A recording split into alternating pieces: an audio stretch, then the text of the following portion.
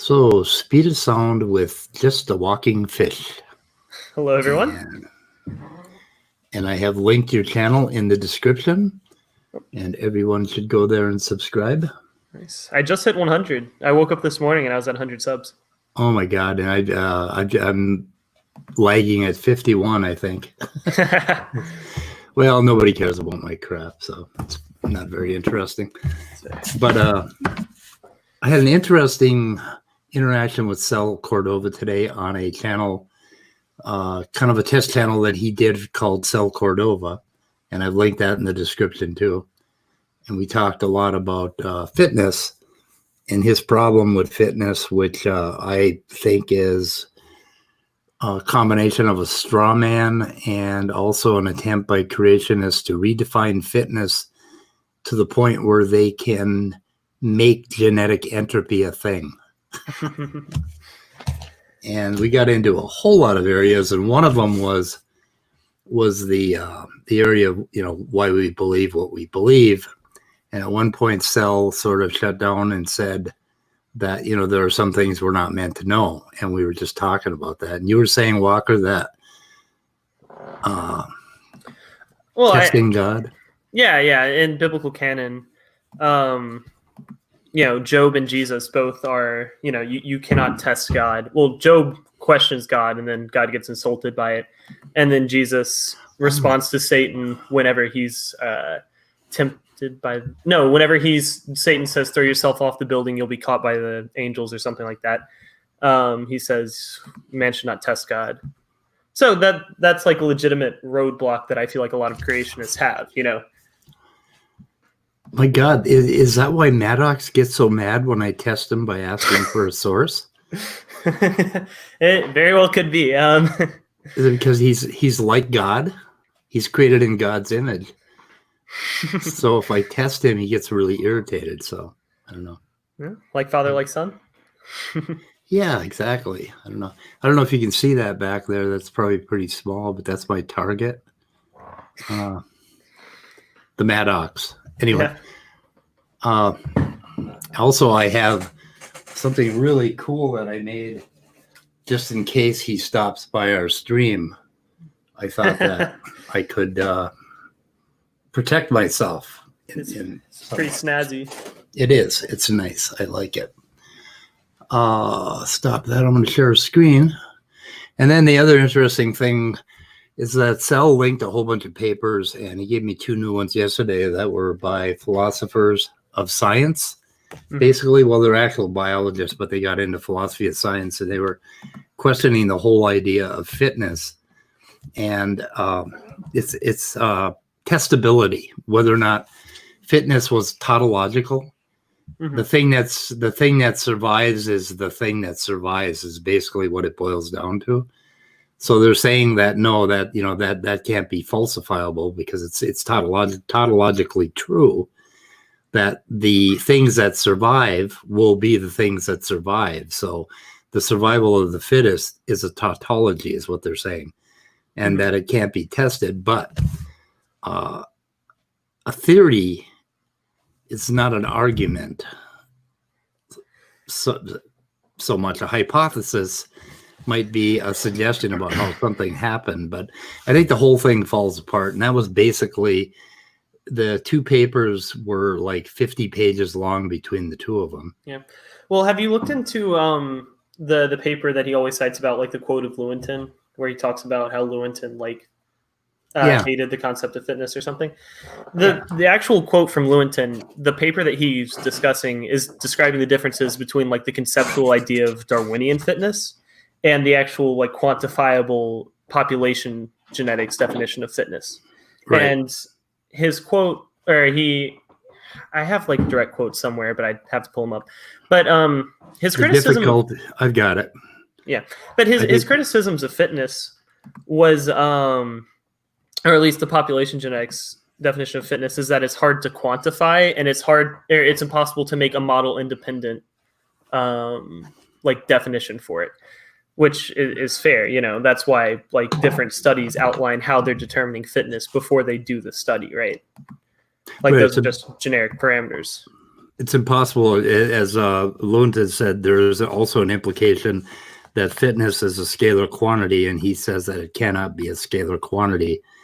It has to be more of a matrix.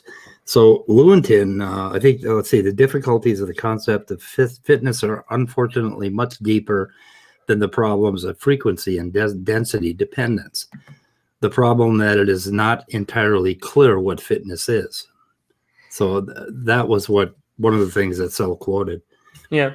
And the paper that Lewontin did here, 4 Complications of Understanding the Evolutionary Process, he suggests remedies as basically remedies as matrices and different functional definitions of fitness that would be more accurate for sexual populations and for finite populations. So he's not so much criticizing. He's not saying that fitness just has to be thrown out the window. He's saying that it has to be flushed in, and that it's. I think he was aggravated that some people were using, creationists. What they do is they use a very simple model. They run the model like what Sanford did with the mathematician. They run the model and they add things to the model, and the model fails or the model succeeds, but the model is not reality. Yeah. And Lewontin is pushing back against some of that. So, but there are actually 2 papers by Lewontin that Sell quoted from. That was one of them. Yeah, I think I was thinking about the other one, the Confusions of Fitness by Andre Erwu. I don't know how to pronounce that name, and R.C. Lewontin. I found the Obu or Obu. I think it's Obu. That one. It's Ariew. Oh, yeah. Surprisingly, I don't have that one. I don't know what I did with that one. I stuffed it down somewhere. Yeah. But yeah, that one's just a comparison between like Darwinian fitness and like the modern accepted definitions of fitness. Yeah. I thought one quote that was kind of funny. He said, Lewontin says in the paper that the characteristic Darwinian adaptive explanation is a kind of engineering analysis in which particular natural properties of individual organisms were shown to lead greater expected reproduction by those individuals in particular environments.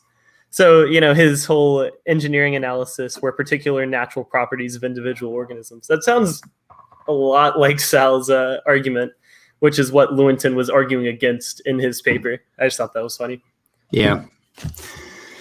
Yeah, the other 2 papers that he gave us were, let's say, they were complaining that, if we wanted to define fitness, we'd have to get right down to the individual. And we'd have to have a function for every individual. In other words, in order to model reality, we would have to have a copy of reality. Yeah.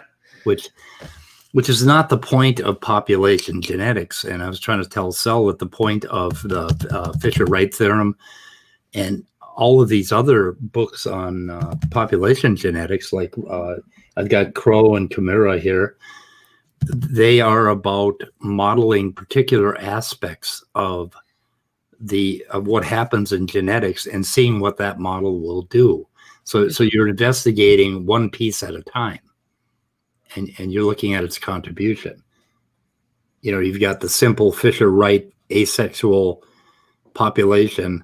Asexual infinite population was what it was based on. Well, then you make it finite, then you make it sexual, then you add epistasis, then you add linkage equilibrium, and you add all these things, and you're going to get different results. And at each stage, you can investigate a part of it. Yeah, polyploidy recombination. Yeah. And it was interesting in from 1970, an introduction to population genetics theory by James F. Crow and Moto Kimura. The neutral theory guy, they mention they've got epistasis all over the place, and there are quotes by the critics of fitness. There are quotes from this book, and I managed to trap a few of them. They quoted the wrong page number, so I must have a different one, but they are talking about epistasis. But one of the things they say, I think they quoted a note on terminology. We use the word fitness as a synonym for selective or reproductive value of the genotype, is what they were claiming. And then he mentions Fisher's fundamental theorem on the next page. And then he goes on to do some incredible math. And this is a 600-page book on basically on population genetics. But what they're doing is they're exploring the mathematical and statistical landscape and what can happen, and we inform it with genetics. So I was trying to tell Cell, don't confuse the model with the reality, because the reality is we're all here, and so are quite a few million other species, right? Yeah. So obviously something worked, but then Cell will say, well, it was God. God worked. Yeah. So we've got this. So then the other piece, the piece that really intrigued me today was when I had this Wagner book from before, and Cell quoted this piece right here. And I'll just play this for a minute, I think. Let me know if you don't hear it. Background, I can an hear it. engineering background is I would think that there'd be comparable standards for something as fundamental as the notion of fitness in biology. But then I'm just going to quote what the biologists themselves have had to say. Oh, by the way, I was reading, since I'm referencing Behe's work in this, I found out he used the term that I use. He used the term nuts and bolts. Nuts and bolts, which is what I used to. Hey, Sal, quick interjection here. So your upcoming opponent has swung by. He's checking us out right now. So Background, an engineering background so is I would think that there'd be. But anyway, he has this Andreas Wagner, and he's kind of like appealing to authority here with Andreas Wagner and Lewontin, which are pretty famous names. So I went ahead and found this in the book, and it happens to be on page 1 of the introduction. And so I read it to see what he's talking about. And Cell is comparing this robustness idea that Wagner has to Behe's irreducible complexity, because he calls it biological functions, and he says that there are, let's see, a good part of this book surveys robustness of biology. Okay.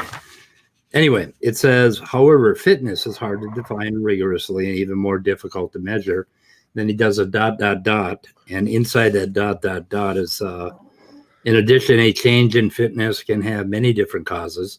For instance, a mutation that blocks a chemical reaction in metabolism affects fitness for different reasons than a mutation blocking embryonic development.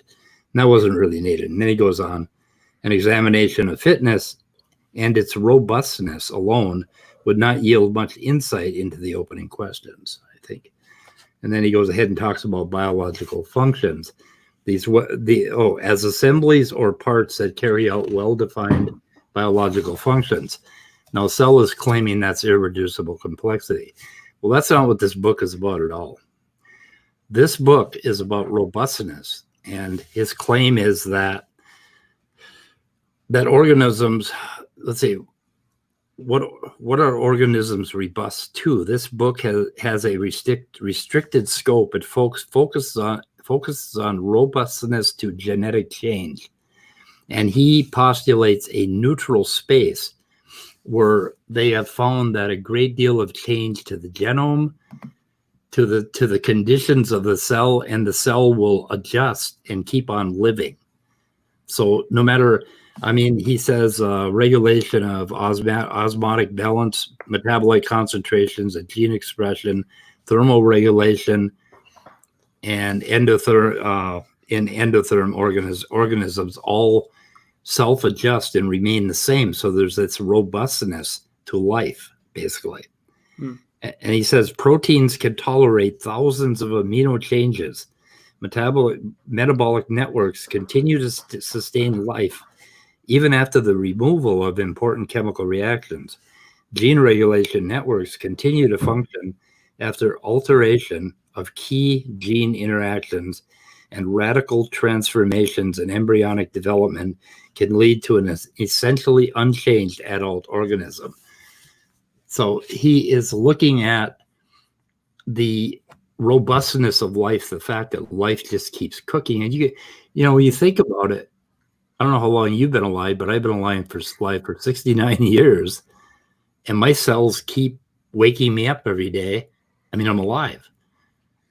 These trillions of cells, no matter what I do to them or what happens to them or what environment I'm in, there is a sort of a homeostasis that is maintained by life. And Wagner's talking about that. Yeah, something interesting that I had never really thought about. It was when I was on John Maddox's channel, and then Dan Stern Cardinal. He said this in the chat. He said something like, humans have on average 100 mutations per generation, and there's 7 billion humans alive, and our genome is only 3 billion base pairs like haploid. Yep. So that means you've easily tried every mutation multiple times over. Yeah, and we're still here. So that was an interesting comment, and I would like to ask Dan a little bit more about what he meant. I'm not sure. They took it to mean that the entire genome mutated to something else at some point over time. Who did? That's the way Maddox and the creationists took it. And really? And they questioned him on it. They jumped on him, and I forget exactly what he said, but it was interesting. But it was a response to the idea that every mutation is harmful. If every mutation was harmful, then we'd be dead 20 times over. 100 times over, according to Alexei Kondrashov. Except he used that clever name for his paper, and that clever name for his paper was just that. It was a clever name for his paper.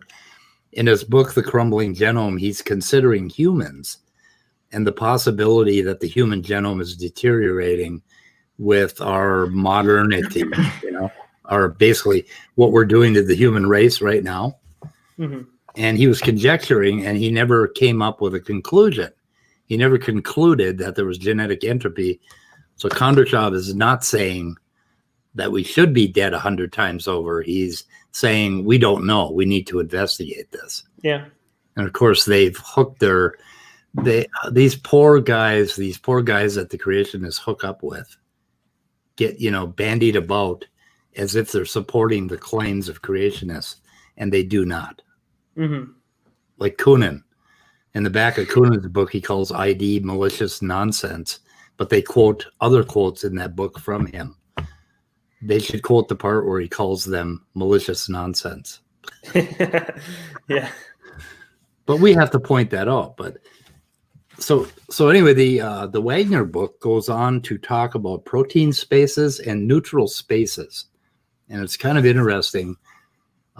He makes the point that there is a space or conceptual space of proteins, enzymes, carbohydrates. There are all these different spaces, and they consist of perhaps thousands of dimensions. So intuitively, we're humans, and we think we can move up and down, we can move left and right, we can move backwards and forwards. And we don't think in terms of 1,000 dimensions. So it's very difficult for us to imagine abiogenesis. And even when you think about it, we cannot wrap our minds around what's going on in our own bodies right now. I mean, really, can you? Yeah. And the other thing, if there's 100 generations or 100 mutations per generation, when you go from the gametes in an embryo are created after, in the female, are created after about 4 cell divisions, I think, something like that. So in that time, you have this 60 to 120 mutations, right? But you go on to live for 60 to 100 years, and your cells are dividing. So every time your cells divide, there are more mutations. Yeah. Yet we don't drop dead after 3 weeks. Or three, according to Sanford, we should be dead by the time we're 2 years old because of just genetic entropy. You see what I mean? Yeah. They're looking at just the gene line. They're not looking at the soma line or the germ line. They're looking at the germ line and looking at those mutations and saying in 300 generations, we're going to go extinct. Well, some of our cells divide that many times by the time we're 30 years old. It seems like creationists get germline and somatic cells confused quite often. I think they In do. reference to Jensen's study as well. Oh, Standing for Truth is really funny. On his channel, he said, okay, there's 100 mutations per generation. So therefore, every generation, there are 700 billion mutations in the human genome. And he sort of implies that, well, 700 billion mutations with a 3 billion base genome. Oh, did you cut out? I'm assuming the rest of that sentence is possible. So it looks like I've conquered his channel. The router. Okay, we're back. All right. Yeah, I don't know what happened. My internet connection dropped out, which is kind of rare, but it does that. Oh, he should be at 9:30. Oh, half an hour. He's having to do some things. Oh, Top Dog's here. Walking Fish. Should we? Top Dog. I should invite him. Yeah, sure. Let's see. I will send an invite. Oh God, I don't know if I have his email. Where is? I have Messenger. Let's see. I have to figure out what I'm doing here. Copy to clipboard. That should work. And I'll send it to him on Messenger. Have you been on his stream yet? Top Dog Shade it? No. Yeah. I've seen him in the chat somewhere. I think Modern Day Debate. But no, I've never interacted with him otherwise. Oh, he has to work, so he can't stop in. Damn. So, okay. Oh, let's see. What do we have here? Immutable Destiny. Oh, here we go. Top Dog. I missed all of his chats. So yeah, I think that it's so hard to juggle like talking and having chats. yeah, I can't do two things at the same time. I have trouble. Taking a sip of my coffee and maintaining a stream of consciousness is difficult for me. What do religious people talk about a God and afterlife when they haven't established it yet? Why do they put God into their thinking when trying to understand real life, when they're trying to understand science? And that's what I was asking Sel today is, I was trying to point out to him that what happens with him is as soon as he brings God into the mix or ID, then he stops looking, he stops investigating because he already has his answer. Yeah, and that was a huge problem for early scientists, right? Like Newton and Copernicus and all those other guys. Yeah. Anyway, so that's kind of an amazing difference. The other difference they have is they believe that man is supreme, that man is better than any other animal, better than any other thing in the universe, better than the stars, the galaxies, that we are special. And they also believe that we were created perfect and we've been going downhill ever since, which is, to me, a very dark philosophy. And I cannot abide by that philosophy. Well, to me, the thing that doesn't make sense about it is that's a testable prediction, right? We have, tissue samples from people that lived 1,000 years ago. Yeah. Shouldn't they have better genomes, whatever that means? Like, Yes. we could do that. If the Earth is, all right, so the Earth is 6,000 years old. We've been deteriorating for that long. If we go back 1,000 years, they should be 1/6 better, but it doesn't work really. We have Neanderthal genomes, don't we? Yeah, well, we do. We have the whole Neanderthal genome sequenced, but their whole claim is that they were isolated populations of humans that suffered from inbreeding. So if that's, they would probably claim that was more genetic deterioration or something. Yeah, in the same stream, Standing for Truth and his Brain Trust, they will claim that Neanderthals were stronger, smarter, had bigger brains, they were better than us. And then at the end of it, they'll say that they were inbred and they were worse than us. So, and they do the same thing with chimpanzees. They'll say that chimpanzees are degrading and there's genetic entropy. And Raw Matt said that they only live till they're 16 years old, and there's only 6,000 of them are left in the population or something. And none of those things are really true. I think their average age is like 38 or something like that. Yeah. They live into their 60s, and there are hundreds of thousands of them, I believe, alive. And also, the number of their population, if their population is probably a lot smaller than it would have been 5,000 or 6,000 years ago. If it hadn't been for us. Yeah, and the reason for that isn't, genetic deterioration. It's because we're invading on their ecosystems and killing them for bushmeat and stuff like that.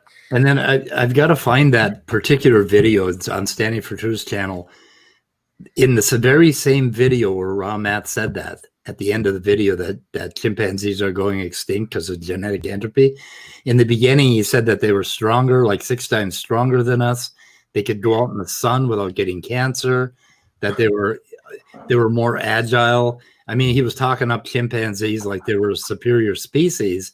And I'm saying, oh, wait a minute, wait. Haven't they deteriorated, for 6,000 years or 4,400 years just like us? But then at the end of the video, he reverses it. And it's like, wait a minute, do they listen to themselves? I mean, my God. Do they ever just listen to their own videos and check their accuracy from one end to the other? I suppose. I don't know. I've got to clip those. I've got to go find those 2 clips. I'm hoping I downloaded it so they can't go fix it, because they'll hear this and go fix it. But it was amazing. I stood up right out of my chair when I heard him reverse himself after I was listening for like 2.5 hours. It's like, wait a minute, wait. You just said they were superior. Yeah. Pretty incredible. So I asked Sel to never mention fitness again. We were negotiating, but I think he's probably going to anyway. Well, I'm pretty sure him and Dr. Dan, they want to have another debate about the definition of fitness. Yep. So yeah, Dan is adamant that if you're doing population genetics, it's about reproductive success. I'm inclined to agree. Yeah. What else makes sense? Sel wants to talk about birds that can navigate with magnetic fields and wonderful engineering projects. And today we got a little bit into the eyeball, that he considers the eyeball highly engineered and highly fit. So it would be more fit than other things. And of course, did he use the Darwin quote? The what? Did he use the Darwin quote? He did. Really? He did. He actually did. And I pushed back on him. I said, who? Charles who? You mean from ancient history? Like you're reading documents from 150 years ago? And then I pointed out that, well, most of what they believe comes from a document that's 2,000 years old. So. Yeah. I mean, if you want to talk about the vertebrate eye, mollusks have an objectively better eye plan, Yeah. So I think it's kind of hard to make that sort of statement, but maybe that's just me. Yeah. But being able to see things accurately is something that goes to fitness, goes to reproductive success. Yeah. But my cats, for instance, they cannot read books. And they don't understand why I do, because cats can't see close up in any detail, but they can see about a foot away from them, and further they can see with incredible accuracy, and we can't. So it's totally reversed. And that's obviously for reproductive success. Yeah. I mean, generally you don't need to see something super well that's close up. Cats aren't hunting ants or anything. Yeah. So what they're trying to get to is or what population geneticists are trying to get to is there's a genotype and there's a function that creates a phenotype, and then there is an environment. And what Fisher Wright, he was the one that came up with those 3D diagrams with the peaks and the valleys. Mm-hmm. You know, fitness landscape, and Yeah. then more work was done on that. But those fitness landscapes, that 3D depiction is very, very simplified compared to what's really happening, because the landscape is constantly fluctuating because the environment is fluctuating, and at the same time, it's not just 3 dimensions. It's perhaps hundreds of dimensions that we would have to map.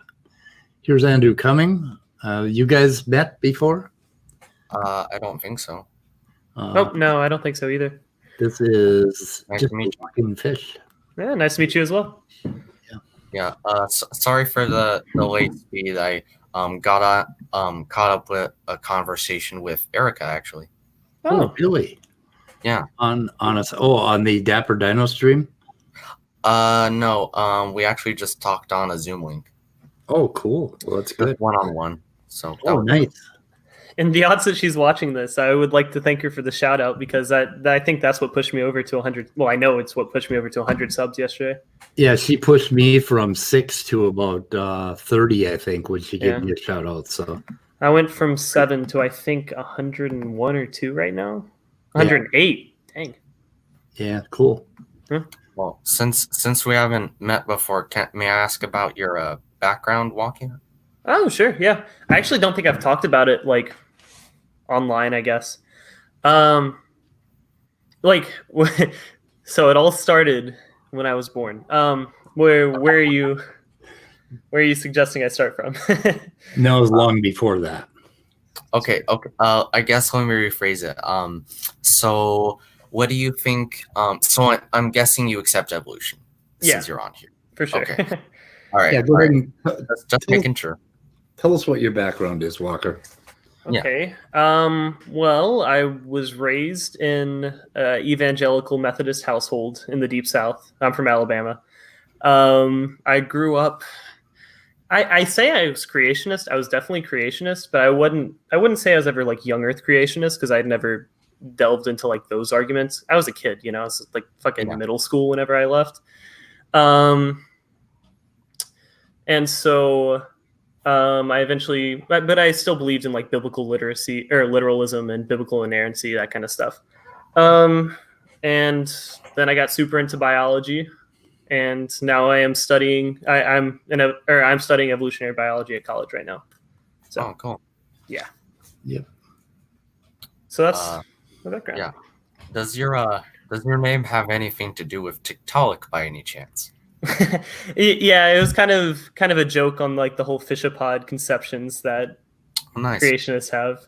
Yeah. And also my name is Walker, so I'm Oh, probably more proud of my name than anything I've done on my channel so far. Oh, okay. Well, that's super cool. Thank you. It's cool. What about you? Well, I am a high school student right now. I guess I was never really I wasn't really creationist or Christian. I just wasn't raised that way.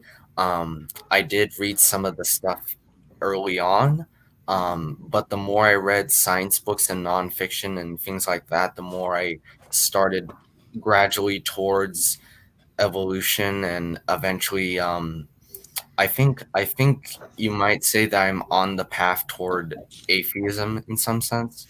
I don't know if I'd call myself an actual atheist just yet, but I think I'm definitely leaning there. Yeah, that's fair. I think I would have a hard time, like, I guess if you're digging down to it, my beliefs would be something along the lines of like agnostic atheist. But I prefer to identify as something like, secular humanist, because I feel like that actually describes my beliefs a lot more, Yeah. Hey, Mutable. Hello.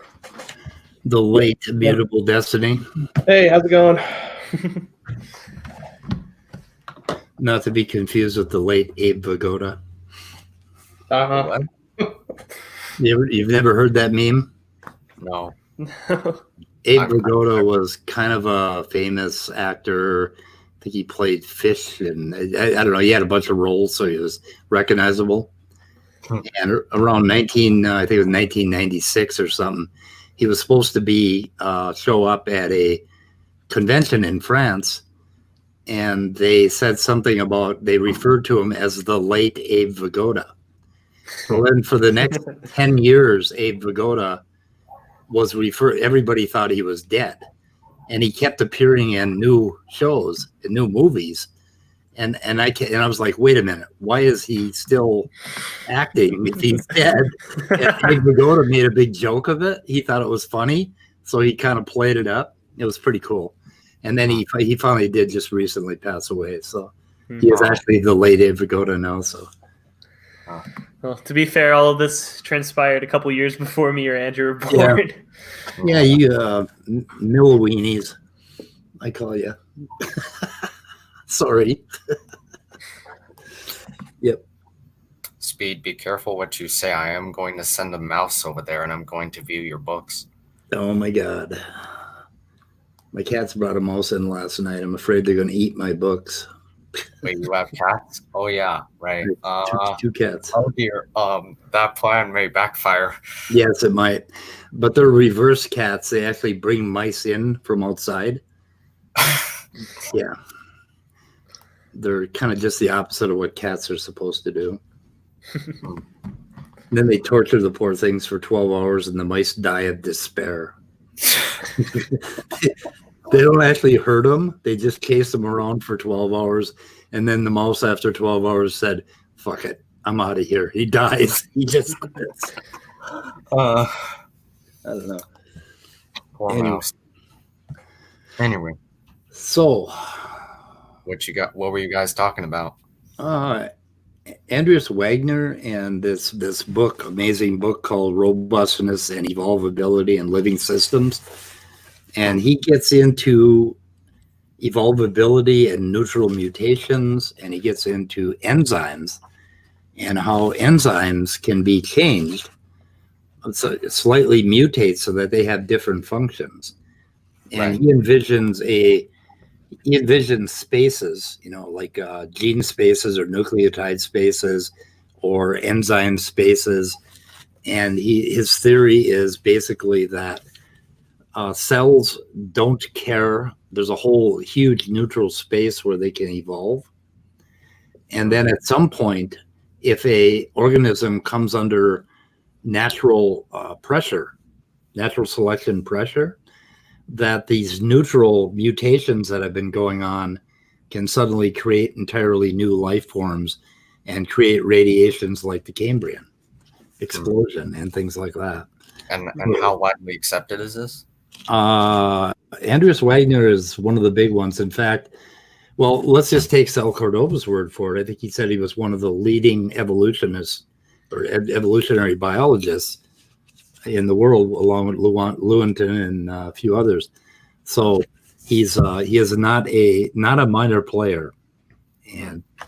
But the acceptance of protein spaces and enzyme spaces and mutation spaces it's highly accepted, and that's kind of where biology is going, is into this information sphere where we start to mathematically model how one protein function can change into another. So you're basically saying that does this include beneficial mutations as well? Of course.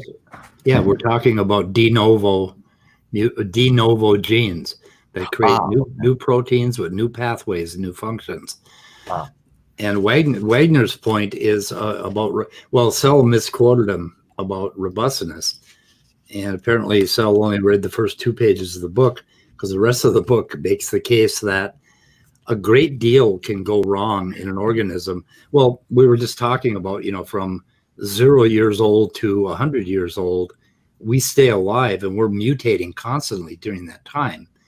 And we're also subject to a lot of environmental pressure, yet we don't die. Our cells compensate with epigenetics and a number of other mechanisms. If one pathway quits, there's another pathway that takes over. And we stay alive for an amazingly long time, given what's going on And so he imagines that there's a huge neutral space where there can be variation in space, yet the cell will still continue to function as it does. And he makes a 600-page case for this, and it's from 2005. And these would be non-coding regions? Combination. We have to address that whole junk DNA thing at some point and talk because it has so many layers and it is so complex that well, and also even in coding regions as well, you have there's a lot of degeneracy in the translation cycle, and also even if you replace amino acids, 9 times out of 10 it's not going to have any effect on the protein. Yep, sure. 50%, like between like DDX11, not the famous L2, but DDX11 itself, between a mouse and a human and a chimp. Human and a chimp vary by 8%. The mouse and the human vary by 52%. So 52% of those amino acids are different between in that one protein, and it still performs the function that it does in humans as it does in mice. That's amazing. So there's a lot of degeneracy, but then when you cross over, between these regions, I don't know if I can share this or not. I could try. Application window. Question. So are we just free discussion here, or? Yeah, it's free discussion. Yep. Oh, okay. Just making sure. I'm not sure what I have to do in order to share this. I think I'm going to end up losing you guys if I do. Put you on a different window and try to share. Oh, let's see. Cell fitness application window. Amazing. I appreciate the narration. It's almost like I'm there. Yes. It's almost like you're having the same confusion and trouble that I'm having. I'm just trying. I got to get rid of my messages. I do not want them on the screen I'm sharing. You can figure out who my sister is. Not a good thing. Let's see. Let's try this one, and we'll share that. And we end up with that. And now we have to do something bizarre. Let's see. Desktop. Okay, can you see that? Yeah. Yep. Looks like recreation of the cell. No, actually, this is a enzyme space. So you see the things right here. Let me grab a pen. Like these right here would be one particular kind of enzymatic function, and this is a very, very condensed space. Now you have to imagine that this space may have 100 dimensions. We're talking about the space between hydrophilic and hydrophobic amino acids and all sorts of things.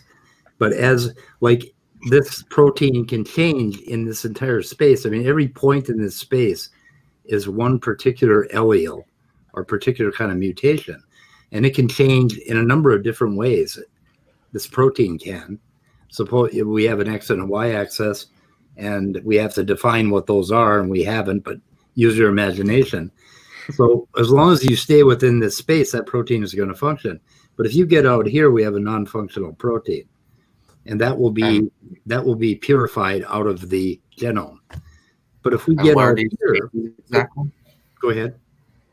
What are these spaces represent exactly, if I may ask? Okay, so each point on this would be a particular. Imagine you had a protein that was 200 amino acids long. Okay. Let's go for 1,000, so we please Maddox.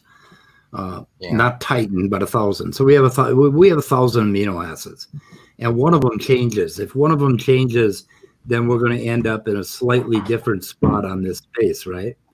So like you could have a trajectory of mutations basically popping up, or if it mutates here, so you're mutating, but it's still got the same function as long as it's in that brown area, it has the same enzymatic function. It's doing the same thing in the cell. This is what Wagner would call a neutral space. But then if it mutates like quite a bit, like suppose this gene copied. We had a copy of that gene. And so now there are two genes doing this. But then it mutates a little more and it ends up over here. Well, it has a new enzymatic function, and you have a de novo gene. You have an entirely new gene. Okay. So by neutral, he basically means conservative mutations. Yes. Yeah, and there's a couple of different kinds of conservative mutations. There are mutations that don't make a change in the amino acid, and then there are mutations that do. Right. And those are still neutral because you can modify a lot of a protein. Like proteins will have like when I can not very good, like 2 alpha helices, right? Like right here. Yeah. Right. Okay. And they have a loop around here that kind of connects those 2 helices together, right? Like that.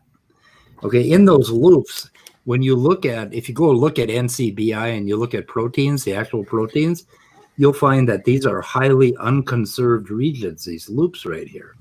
Yeah. Okay. Oh, and even in the alpha helices, right? You would Those need something pretty drastic to break the Yeah. general pattern. You need like a proline or like a serine or yeah. something like that Yeah. to actually affect the shape of the alpha helix. Yeah, you would need Yeah. like proline or maybe tyrosine would do it, but Yeah, and proline doesn't always do it, but it often does. It puts a kink in the molecule in the helix. But so then what you'll do is you'll end up in this new space over here, or maybe this space. correct me if I'm wrong, but the reason proline does it is because when it closes into its ring structure, it doesn't have a primary amine left to participate in hydrogen bonding, does it? Yeah, that's exactly right. It's because the central carbon atom only has, like its R group is just a single hydrogen, so it doesn't have any hydrogen bonding. So when you just have one proline, it puts a slight kink in it, but can generally conserve the shape. But if you have 2 consecutive prolines, it actually bends the alpha helix in a totally different way. But yeah, it has to do with the psi and the phi rotations around the 2 carbon bonds in the primary amino group. It's this quantum, or not. Yeah, this is phi psi or sci-fi. So basically, psi is the one that is closest to the carboxylic, and phi is the one that's closest to the amino group. And these 2 things in proline are limited because of that extra structure, so they're stiffer. So you end up with limited fundamentally. What's that? It's limited fundamentally because of the fact that proline itself is a cyclic molecule. Yeah. So there's a little bit of strain. Yeah, you're right. I was thinking of the wrong one. No, proline is back connected to that amino core. Mm-hmm. So you end up with a kink. Basically, it doesn't rotate as well as the other ones do. So that's why. Because it's not a primary amine. I think it's a secondary amine, if I'm calling right. So basically, you imagine each different color I have here is a different function, and this one. I mean, there's more than one protein that will perform this function right here. I got to go back to my pen. So this function right here can be performed by a very, very different protein here and here, right? Yeah. And in between, it performs a different function. So, right. That's the point. So Wagner basically by neutral he means neutral to the function of the protein essentially. Yep. Yeah, and neutral too. And he talks about not just this, but many different kinds of neutrality, basically. Why can't I erase that? I don't understand. Nope, still can't erase it. What is wrong with you?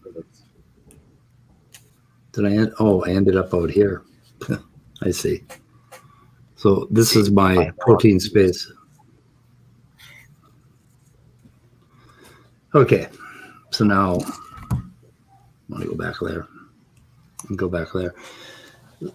So anyway, you can see how evolution happens by this copying and this creation of a de novo function, and it all resides in like you've got some amino acids, you got some rings, whatever, and you've got you have what happened here to my drawing? You have a domain right here, right?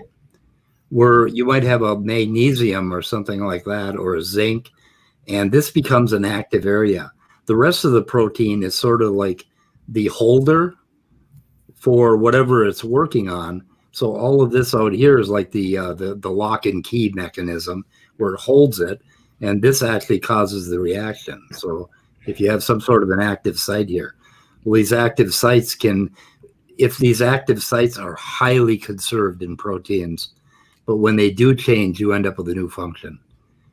And if you only have one copy of this thing and it's vital to the organism's going to die, right? So we have no problem. That mutation is out of the system, and that's what Dr. Dan was trying to pound through the creationists' heads, is that if genetic entropy, as they hope it happens, the organism isn't going to live, nor is the entropy. So anyway, okay. I wish I could draw better. So I mean, is that, did I make myself clear here with these protein spaces? Yeah. Because I mean, now you imagine this protein space. If you have 1,000 amino acids, that is 20 to the 1,000th power. That's how many different proteins are in that space. So I mean, that's never going to happen in a 100 universes. You're never going to exercise all those spaces, all those possibilities. And there's function all over. Now, what the creationists are claiming is that there is very little function, or that the space is very sparse, right?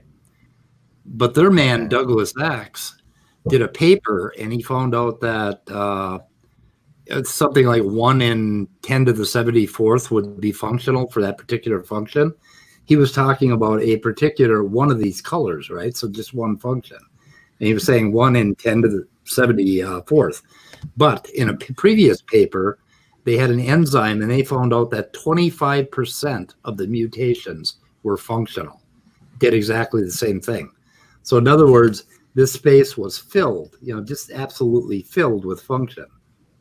And the creationists are counting on this space being very sparse, so that it would be, so that there's, and I have to go back and ruin my drawing, so that there would be very few intermediates here at all. And we would be looking at, like you got to mutate 500 amino acids before you get to another function. So that's what they were looking at. So, right. Anyway, so my diatribe. What? That was my diatribe. Me on my pulpit. Me on my protein space pulpit. I get on my protein space pulpit, and it's hard to get me off. Really hard. So. Okay. But go ahead, guys. That is that proteins, when they mutate, can sometimes adopt new regulatory functions as well. Right. Because enzymes enzymes typically have an activity that relates to like biotransformation or receiving a molecule for some reason. But also usually enzymes have allosteric sites where other molecules can bind and inhibit the enzyme from doing its function. And sometimes mutations will perturb that space, but sometimes it'll add to that space. Yeah, it complexifies from there, And then we have, stochastic. These ions may not find the protein, or they may find it, or there may be just 10 of these proteins, or there may be 1 million of them produced. So we have all this stochastic processes going on, and they're flying around, bumping into each other. And of course, in order for a lock and key to fit, those two things have to find each other.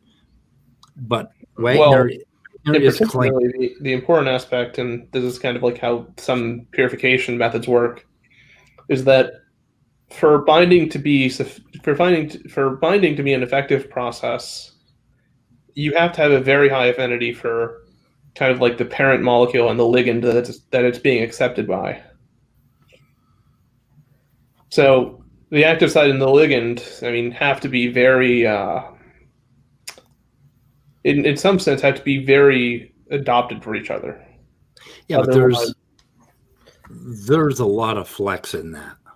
There is, but there's still like some core level of binding that needs to take place for some transformation to occur. Like the heat shock chaperone is basically a big bag like a jellyfish, and almost any protein can end up in it. Yeah, that's due to some proteins recognize other proteins, usually by, I think it's by signaling sequences or by a site where one part will bind with it. Yeah, there's tight binding, and then there is, well, consensus sequences are interesting.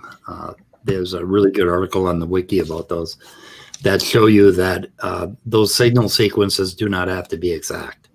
They can be. No, they can vary typically. Vary. But, and then it's going to be stochastic. It's going to depend. Overall, what Wagner is saying is that a lot of that stuff doesn't matter. The cell will live anyway. So yeah, there are some that are a little precise, like some like amino acid sequences that are very short, but they're necessary for like glycosylation to occur properly. Yep. I'm going to step out for just a minute. Let you guys talk. Okay. I think I just got a book, and it might be Standing for Truth. Oh, boy. Oh wow. Am I? You finally get to see his gorgeous face, don't you? What happened? In the last page of Standing's book, it shows a picture of somebody on there, and it's not Raw Matt. It's kind of interesting that it might be Standing for Truth whose face is being shown. It's like Lemony Snicket. It's just a little piece. Yeah. Yeah. Have you bought it, Immutable? No, I have better things to spend my money on. Fair. I think once I asked Standing, he said it would come out on Kindle. So once it comes out there, I might get it. I'm curious, from the perspective of enzymatics and things like that. Do you think in an abiotic world that you would, I guess that proteins wouldn't be a sufficient function, like just being able to catalyze activity, but they would also have to have, I guess I'm asking, do you think that proteins would also have to have some basic regulatory function before the cell could really start taking off? If we're talking about abiogenesis, I think we are way outside my wheelhouse. I know there's multiple different competing hypotheses with respect to RNA world, metabolism first, and then there's the people who believe that internal cellular processes started within holes of rocks and that kind of stuff that served as a false lipid bilayer or something. If it's free floating and you're looking at metabolism first before there's any lipids to constrain the different proteins, probably so. They probably wouldn't be very efficient because also you're not looking at replication at this point or translation, right? So there wouldn't be any selective pressures acting on it necessarily. Yeah. Not in the way that we see selective pressures now. Right. Yeah, I just think it's kind of interesting because I think metabolism first is definitely it's an obvious kind of starter condition for abiotic, for any kind of cell to work. You have to have some kind of energy currency for cells to use in order for them to carry out. Yeah, I think it's reactions. It's a really interesting topic and something I want to look into more when I have more free time. But also, I think when you're not looking at any genomic material like RNA or DNA, there's not necessarily a selective force working on it. So there's nothing to make the metabolic processes more efficient, right? Right. So I agree. You're not going to have cell division and stuff like that without glycolysis. But I don't understand. I personally don't really know how something like that would evolve if it didn't make it more efficient to replicate. If that makes sense.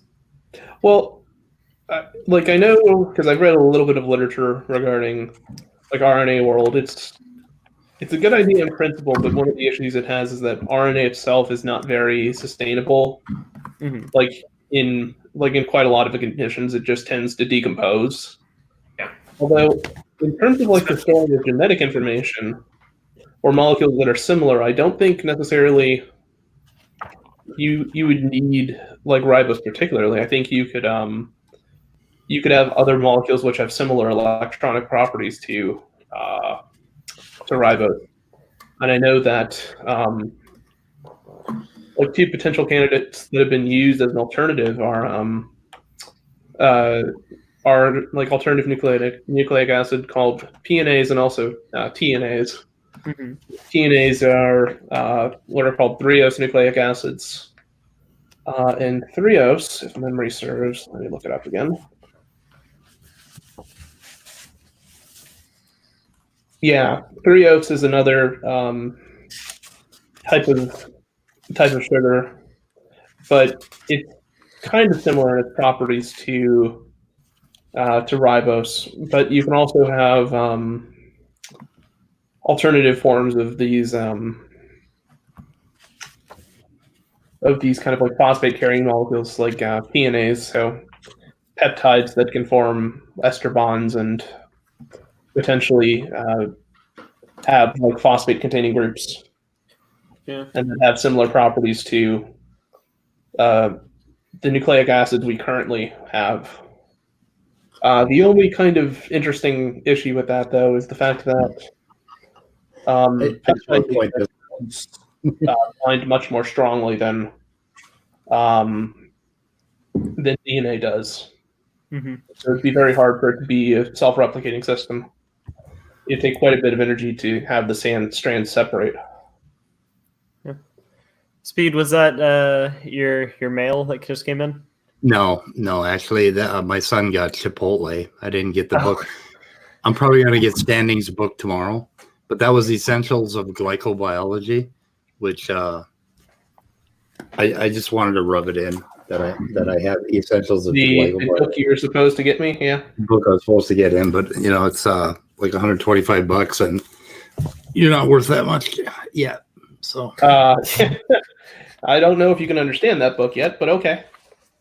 I actually can understand that book, surprisingly. I know enough organic chemistry. I don't know how to work your damn problems, Well, you won't understand much of it. Immutable, what do you do? Are you like an organic chemist or something? No, God, I don't have enough patience to do that. I should though. I should invest a little more time in organic. Currently, I'm a graduate and I'm wanting to enroll in grad school for chemistry. Okay. Probably end up doing biochemistry. I wouldn't mind organic chemistry. It's just that sometimes the mechanism drawing and the experimental design can be just frustrating as all hell to deal with. Mm-hmm. Yeah, my cousin just graduated biochem major, but Nice. he hasn't. Yeah.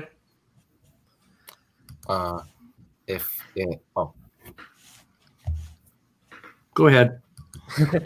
I just had a quick off-topic question for Walker, actually. If so on you guys were talking about regulation before, if well, that's what I heard, but do you have any inclinations or like thoughts on the subject of evolutionary developmental biology and its contributions to novel features? Are you talking about like homeobox genes and stuff, or what do you mean?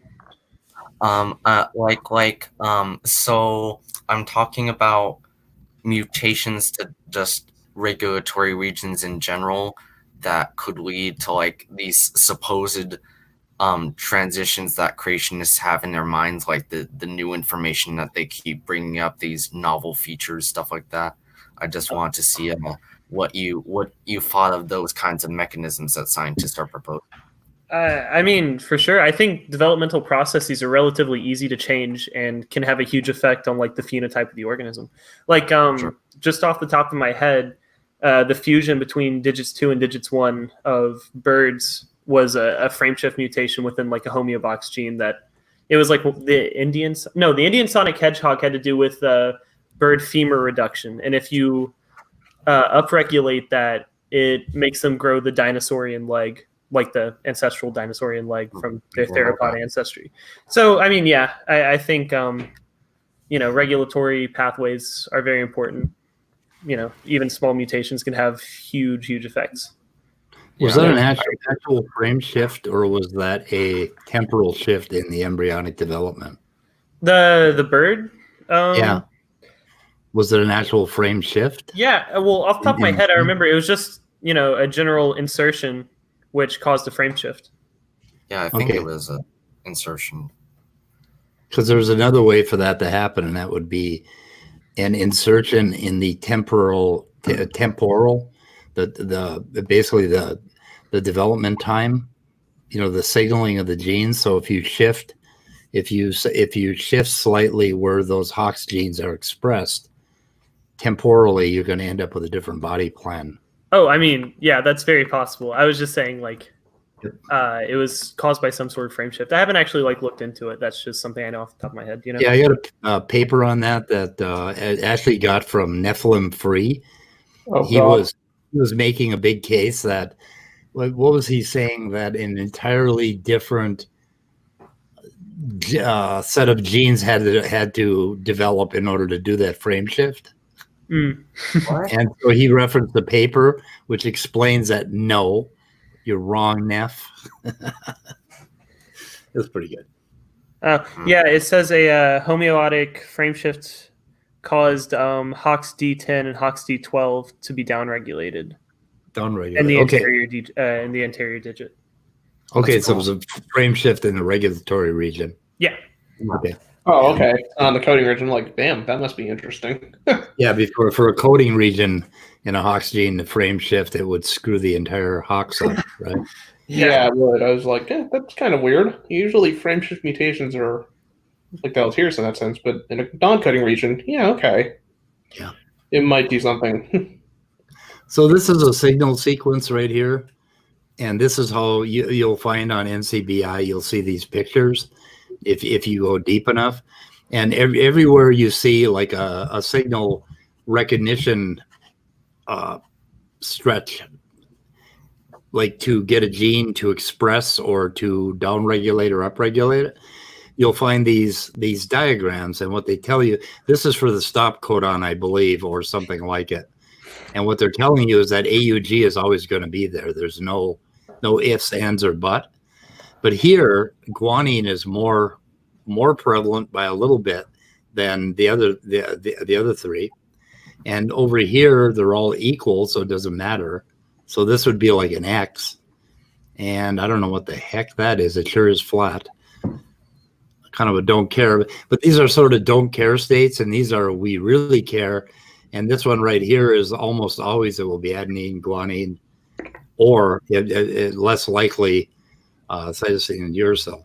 So this it's a statistical diagram that shows you what is most likely. But the thing is, these things can that codon that's being shown is a start codon.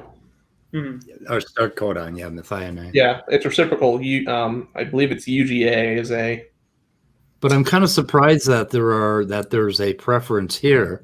So what are they talking about? Let's see, they're talking about Kozak consensus sequence. Initiation codon is not drawn to scale, otherwise the letters AUG would have been a height of 2 bits. Okay, so I don't know. But anyway, let's see if I can get rid of this and go back to the original and see what they're actually talking about. But there are a lot of those. You'll see those diagrams all over. There's a good wiki article about sequence logos. It's kind of cool. And then they have programs that, create that and math. There's a nice one right here. This is Lexay binding motif. And it just shows you that there has to be an adenine here. And statistically, this is what you need in order to get it to work. But it doesn't mean it's not going to work if something is like one of these is replaced. You'll still get a certain amount of expression. So genetics is crazy. Oh, it's not. And it's getting crazy. Oh, look at that one. That's kind of weird. I forgot that there were 3 stop codons and only 1 start codon. Yeah. Hidden. Oh, really?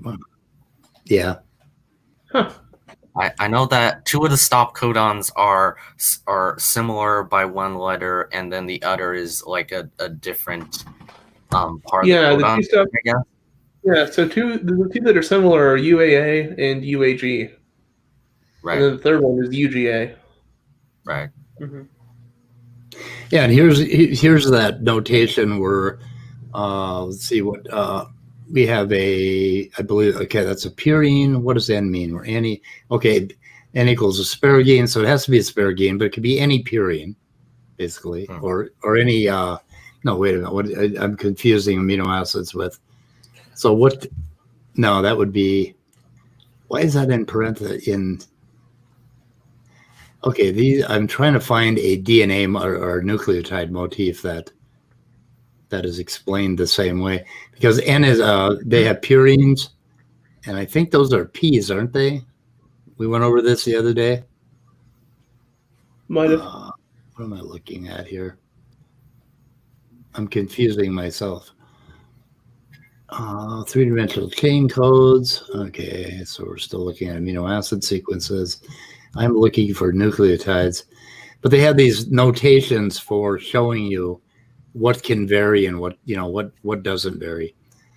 And they have used brackets and braces and means, and X means any amino acid. S equals serine, proline. Okay, except X means any. What? I have no idea what that means. So means the curly either, bracket on X means that it's all but X. Oh, okay, yeah. Bracket Any X means either X or Y.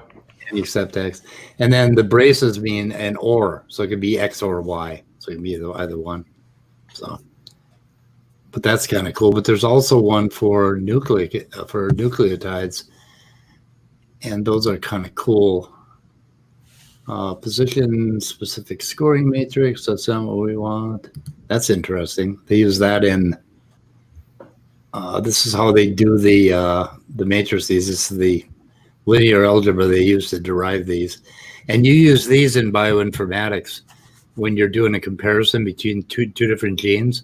You create these scoring matrices that determine how much of it is neutral and how much of it is not.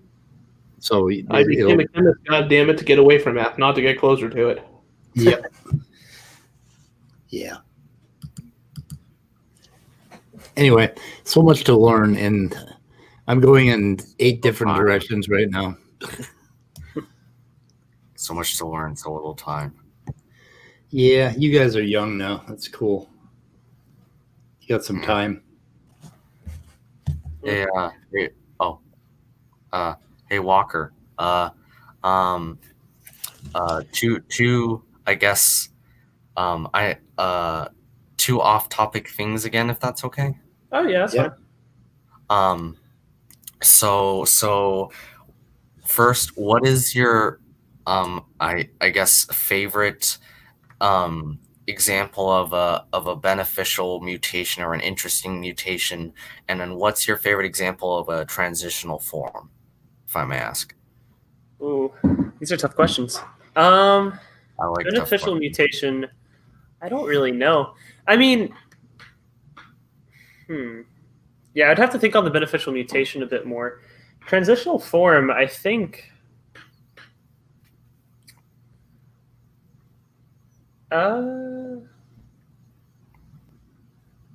Just off the top of my head, I guess probably Tiktaalik, and I know that's kind of basic, but I mean, fits the theme. It's such a good one. But yeah, it was such a good one because it was even like predicted, by Neil Shubin before he even found it. He like pointed on a map and he's like, "All right, this has the rock layers that we're looking for," and then they found it a couple weeks later. Yeah.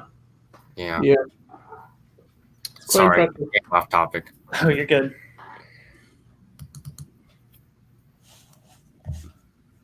I love your picture, by the way. It's very colorful.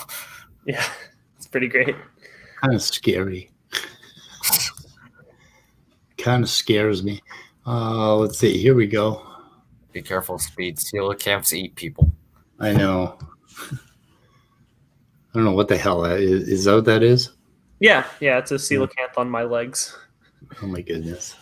It's your legs. Are those actually your legs? Those are my real legs. Oh my god. Well, you want to be accurate. You don't want to lie. Yeah. The internet has seen my feet before they've seen my face.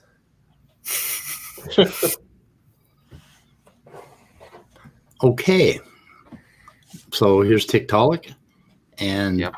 but further back I have pictures of fish fins, and all of these bones here are cartilages in fish fins. And they're little circles basically, and I wish I could find the picture. I don't have the right directory. But anyway, they eventually became ossified, and somewhere prior to Tiktaalik, there was some ossification. Prior to that, they were cartilages, and I have a textbook called Bones and Cartilages. And there's an interesting point I want to make here, but you can see how these things slowly develop into these things. It's an Humans. excellent example of modification. Yeah, and it doesn't take a lot of modification in morphogenesis or in embryology to make these things longer, to extend them more. It depends on when the timing of, when the enzymes happen and all that stuff. But now the interesting point that I wanted to make is that the creationists will tell you that evolution does not affect medicine. Well, they're finding that some of these fish, for instance, apparently have a whole lot more types of cartilage than we do, different collagen types and cartilage. And they're finding that some of those things that they've discovered in fish are problems in genetic diseases of the bones. So there's a connection. And they probably wouldn't, creationists probably never would have looked there. They never would have looked at the fish genome in order to understand human genomes. But if you have an evolutionary mindset, you're going to look that far. Yeah. Well, another kind of interesting thing about Neil Shubin, since I already mentioned him, he's a fish paleontologist, but he works for the University of Chicago School of Medicine, right? So he's employed by their medical school, even though he's a fish paleontologist. Right. Right. Exactly. And that's part of the reason why there's a history there, and sometimes that history rears its ugly head, and somebody gets sick. So, Right. But I want to do more work on this. I've got all the books. I just need to focus and find the time, and I want to trace out some of what goes on in the embryo, some of the morphogenesis between these. And we have a really good examples with what is our favorite fish? I forgot. I'm tired. Our favorite fish for embryology is The manta. Are you talking about like the rays that have the mermaid's purses and stuff? no Zebrafish? the what? Ooh, zebrafish. Yes, Chicagoans. zebrafish, right? Dang. So zebrafish, and I have chickens. We know a lot about chickens, Mhm. and we know a lot about various worms. We know a lot about humans, and there's You know, so there's enough. salamanders, don't we? What's that? We fuck around with salamanders a lot, don't we? That too, yeah, it's another one. And then Arabidopsis thaliensis, what is it, thale cress? We know that plant really well. So those are our pet organisms for studying embryology, and there are connections between all of them, and it's pretty amazing. What about Drosophila? Yeah, just off. Oh, Drosophila, yeah, that's the other big star of the. We know more about Drosophila than we know fruit flies than we know about humans. Right. For some damn. Poor little organism that never really deserved all the all the abuse in the genetic. We have these fruit flies, we call them, that attack us every summer. And I have now I have a microscope. So last year I trapped a bunch of them, and it turns out they're not fruit flies, they're not Drosophila, they're coffin flies. They're different. And I'm trying to get a Drosophila. I'm trying to attract fruit flies. So I put them under I my remember microscope. somewhere, I forget where, but they were like, there's like this research center, and I know this because I was watching an episode of like Bill Nye once. Like, there is a place somewhere like where they are like either like selectively breeding fruit flies to be like extremely like on edge and deadly, Oh, really? or just like have found like some of the most insanely like potent vitriolic like fruit flies there are. Because some of these things, like if it comes close to you and it bites you, like it'll cause your skin to like really flare up, Wow. like to the point where you might need to go to the hospital. Can you imagine weaponizing fruit flies? Oh yeah. Forget about the National Guard. Just send the fruit flies. Yeah, National Guard is attacking Atlanta right now. Atlanta is at war with its government, apparently. Weaponized fruit flies. There they go. Yeah. There we go. Yeah, send those. You know, it's like crazy. Yep. Let's think breed like crazy and just send everybody to the hospital that dares oppose them. Yeah, it would drive the soldiers nuts if nothing else by just swarming them. Forget robot domination. It's the fruit flies that are going to dominate. Yeah. Here's a fun fact you can tell your friends if they ever claim that you're just not good enough for people. Most fruit fly species, it turns out that the because you can actually tell the sex of most fruit flies by the way their antennae are shaped. Most fruit flies that actually like land on you and take like and put their little suction cup on you are actually female. And the reason they're doing that actually is because they need to take the protein from some of your cells to allow their own little eggs to come to term. Sure. So actually, you're quite a magnet for fruit flies, at least female ones. Fruit flies are hitting on you. Yeah.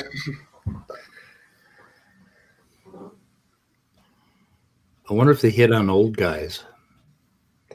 I don't think they discriminate against age. Wow, that would be different. How about They're also attracted like based upon, I don't know what the hell they're based upon. I think it's like some of them are attracted based upon like the blood type a person has. Okay. Not sure though. Also, like the sweat levels and stuff, and the salt on your skin. Yeah. There's certain things like they recognize. have you Oh, guys and they ever also heard they're of- attracted towards CO2, like large quantities of CO2, because that means there's an organism breathing out. Mosquitoes, I think, use CO2, don't they? Oh, really? Okay, I might have had that. They might both, but I might have had. Well, that. no, yeah, I mean, a lot of bugs probably do, or flies that are attracted to us. But mosquitoes track you down by your breath, by breathing out. Face masks. Have you guys ever heard of crane flies? Oh yeah, you got that in Yeah. here. We used to think that they were bad, but it turns out they're harmless. They only eat little moisture and stuff like that, and little organics here and there. They're not mosquitoes. Oh, Yeah, they look like giant mosquitoes. We got a million of them here. and my we use- like we get to deal with like these hornet wasps every once in a while, Oof. and occasionally killer bees because every once in a while you'll find hornet wasps that are trying to build hives and trying to just be hornet wasps. Those things are Right. fucking aggressive. They do not Yeah, like people coming near them at all. We call them mosquito hawks here. The crane fly. Do Yeah. they actually Oh eat yeah, we have mosquito hawks. Do they eat mosquitoes? No, they No. don't. That's an urban legend. But I still Yeah. like keeping them around because they're cool. So I just tell my mom that they do. Oh Yeah. wow! I have got to get one under my microscope. Look at this thing. I don't know why I quit sharing my screen. I just should keep sharing it. But oh my god, look at that guy! I got to get him under my microscope. He's awesome. Is that the mosquito hawk? Yeah, crane fly. Yeah, I got to catch one. I've got a whole bunch of moths. Right now, I've got a light out there, and I usually I can collect in a bag something like 500 insects a night, and then I put them in the freezer, and then shake them down, and then put them on a dish, put them under the 3D microscope, and just go nuts. And I mean, there are so many body plans. It's just amazing. When I'm going to propose that you study a different species that's actually, I would argue, just superior overall to moths and mosquitoes. what's that? And those would be fireflies. Ooh. Oh, really? They're hard to catch. Fireflies are fairly interesting, mostly because, like, I forget who I was listening to, but it was one of the people who was on Sean Carroll's podcast. But they're talking about how fireflies, like, obviously their tail end, they use it to, like, irradiate light. But it turns out that they do it for several reasons. Oh my God! I just screwed up our kid friendly. They use it as a mating ritual, but sometimes they also use it as a means of just general communication between fireflies. Yeah. And they're still trying to figure out, like, mathematically and biologically how exactly, like, fireflies know how to respond to other fireflies, since they can be sometimes, like, far away, but also sometimes be, like, within close proximity of each other. I like how we just went from embryonic development and Drosophila to flies and bugs in general. Yeah. Well, we love our flies. something that is pretty cool. One of the big like speciating factors for fireflies is sometimes you have one that just has mutation that makes its glowing pattern slightly different, and of course, that'll attract certain breeding females to that specific individual. And if it passes on those genes, only that line will be interested in any of those subsequent genomes. So that has a huge speciating effect on fireflies, and a lot of firefly species are morphologically super similar, so people can only tell them apart, and we've only recently discovered this because of their different flashing patterns. Oh. Huh. I mean, it's a stupid question, but it kind of makes you wonder, like, how different can they be from each other? Yeah. And they have to be kind of somewhat similar, but I guess not. Yeah, well, I mean, genetic drift, I guess. Yeah. Oh my God, that's pretty cool. Warm summer nights. I remember those, catching fireflies when I was a kid. Oh yeah, we got them out here. Used to have millions of them up north. Minneapolis, not so many. I don't see that many out in the woods here. But in northern Minnesota, we had, the woods would just light up with them. It was incredible. Yeah, they mostly have them in North Alabama, but we have a few down here. Another thing you should study, Mike, when you get the chance to, is a praying mantis. Ooh. Oh, We don't have any of those. Those things, especially developmentally, they're just bizarre. Yeah. Because they grow. Look at that. I mean, that's grow, like, really quickly. that's some cool. That's some Netflix level shit right there, man. Yeah. Honestly, if arthropods were any bigger, they'd be terrifying. Yeah. Oh, the Warrior Nun is out on Netflix. I got to check that out tonight. It's actually better than it sounds, I guess, my son say. So, got to check the Warrior Nun out. Praying mantises are just interesting little creatures. Yep. They look like leaves. They do. Somewhat leaves. I think the females are actually white, actually. You see, really? there's something I call what did I call it? Basically, this two-faced business of creationists talking about human evolution and concentrating on humans and cancer and autism and all of that stuff. And what we should really be talking about when we're talking about evolution is these guys, because there are examples right now out there in the forest that we know nothing about. All of these evolutionary speciation events are happening all around us, and we're not catching them. Right. And this is what we really need to talk about, because changing the shapes and the lengths of all these different articulations does not take a whole lot of mutation. Right. Hey, have you guys heard of a flower that actually gets itself to pollinate by having like, I believe, wasps have sex with it? Oh, wow. I mean, is it similar to, like, any other, like, blossoming flower? Because I think it's an orchid.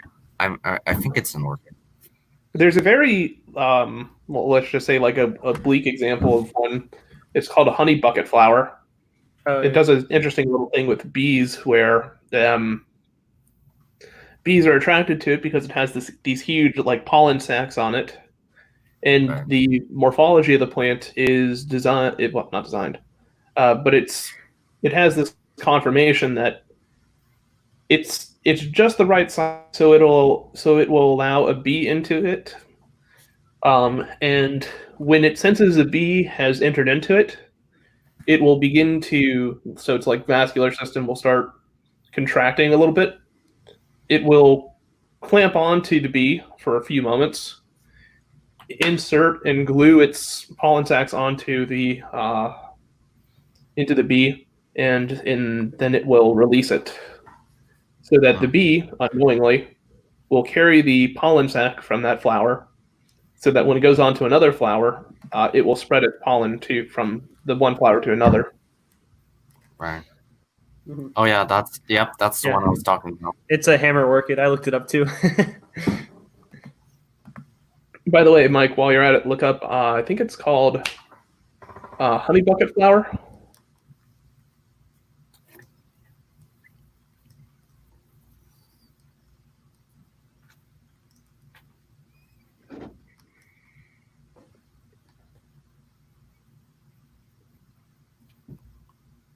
First thing that comes up is the picture of a cartoon bee. Let me see. Where did it go?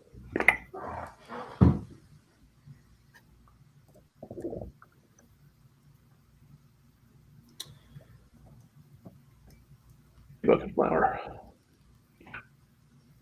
Where'd it go?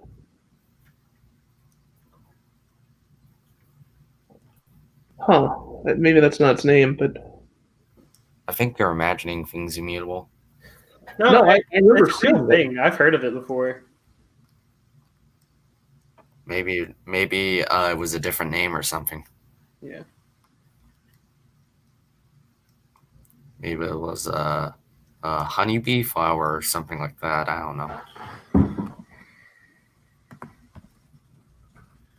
The honey bucket flower would make the most sense. I don't know why it didn't pop up.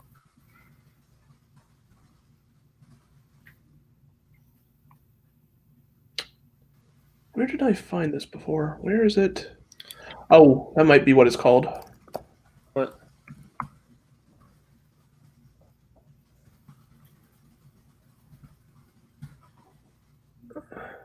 Bucket orchid flower, I believe, is what it's called.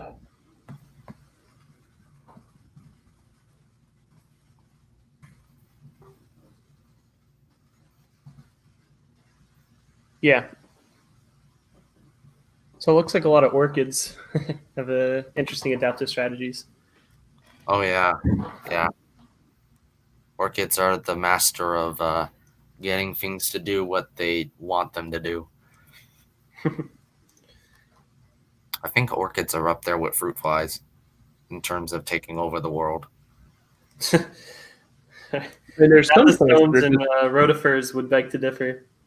there's some plants like that are very, I guess, selfish in a way, because there's some plants that will attract like that'll attract a bee, like because it's producing a lot of it's producing pollen, but the surface of it is very like convex. So when the bee like tries to walk on the surface of the flower, like after it's obtained the pollen, sometimes it'll slip into the flower, Mhm. and the surface of the flower has essentially like this fluid that's responsible like for digestion, Yep. Right. and it'll Yeah. proceed to digest the bee. Yeah, I was reading a paper the other night, and then I went and contemplated it, and it was about orchids. And I do a poor John Maddox imitation, but anyway, it was about orchids and how they attach to the tree and the embryonic, basically the embryonic phase of orchids when the seed sprouts, they grow all of these amazing little pseudopods that go out and attach to the tree. I got to find that. It's really interesting. But orchids are like really weird little animals when they sprout. They're kind of cool. because they sort of live up in the air, you know, Right. like this. They don't follow any rules. Or they're parasites. They're parasitic, but they have these amazing structures. And there was something about genetics. Somewhere I ran into a paper. I'll find it again. Let you guys know. It's pretty cool. Coryanthes. Leucochorus.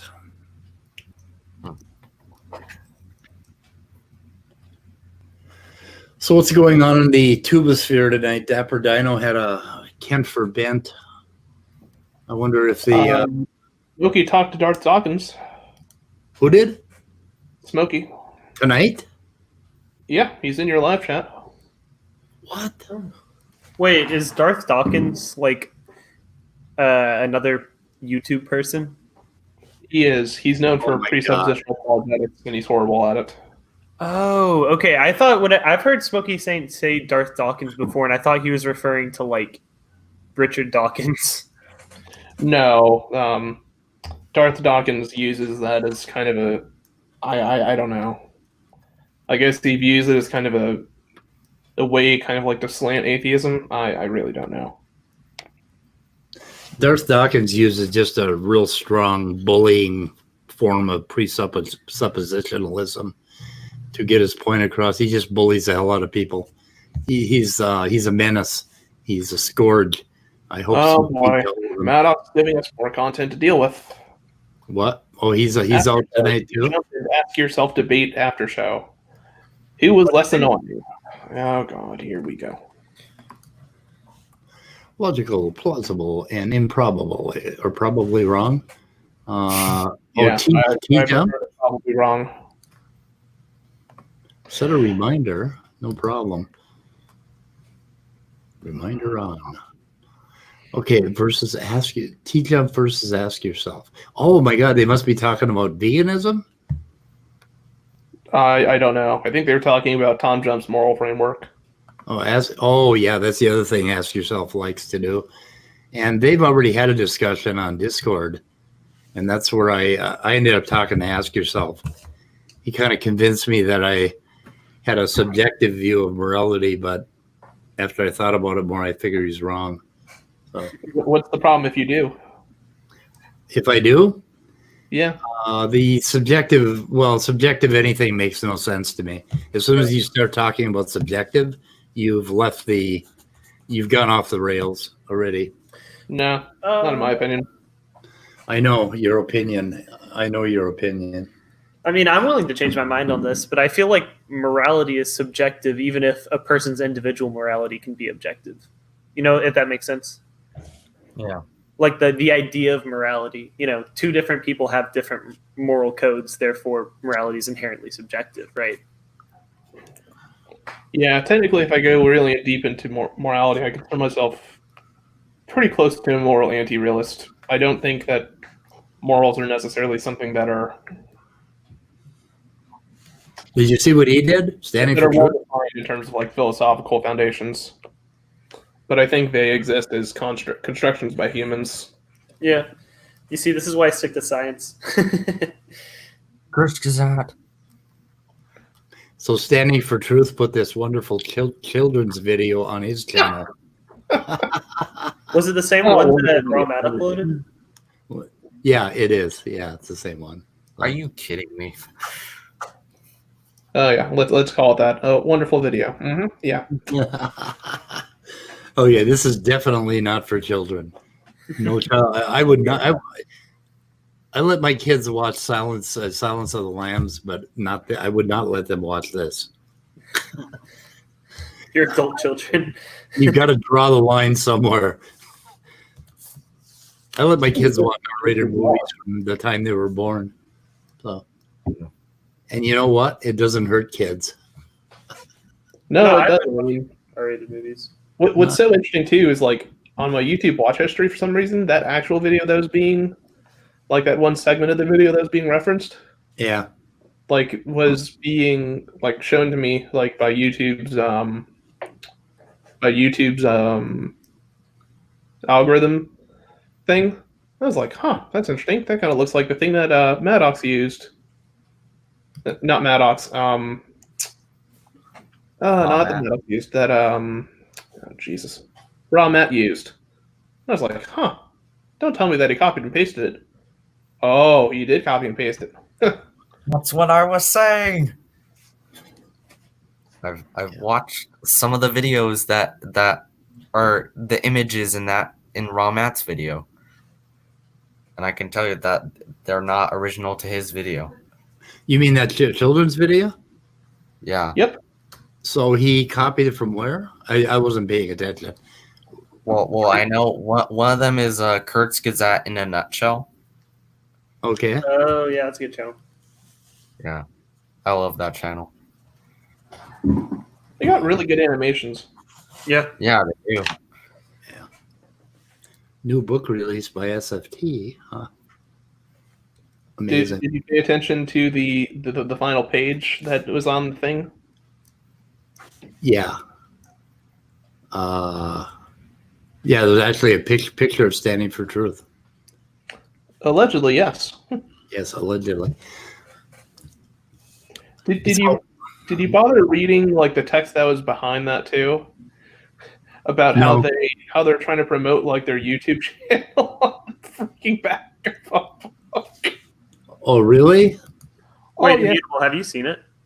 Oh, I've seen the preview of the book, and it's like, oh my gosh, this looks like it was thrown together like by high school students.